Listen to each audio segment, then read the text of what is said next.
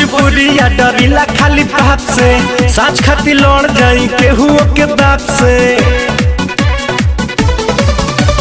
हई भोजपुरिया डरिला खाली बात से, साँच खाती लड़ जाई केहू के बाप से। तो पीछे हटम न के तनो झमेल होई,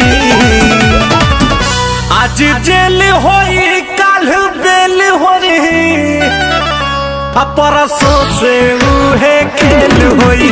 आज जेल होई काल बेल होई, परसों से उहे खेल होई।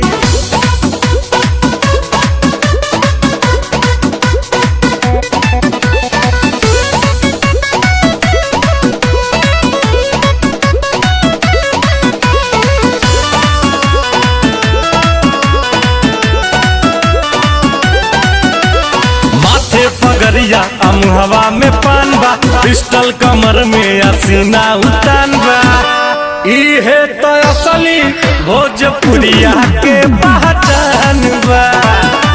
इहे तो असली भोजपुरिया के पहचान बा। भारी सौ पाए के अकेल होई,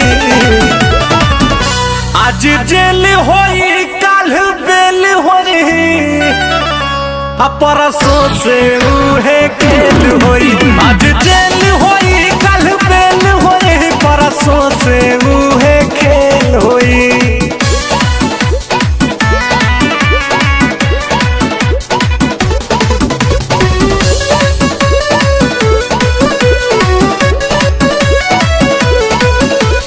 पाका हई हम अपना जुबान के, ले हम जान बात आई जान पे। करिले न सहीले माटी के अपमान के, करिले न सहीले माटी के अपमान के। भर दे हम जे माथा फेल होई, आज जेल होई काल बेल होई, परसों से उहे खेल होई। आज जेल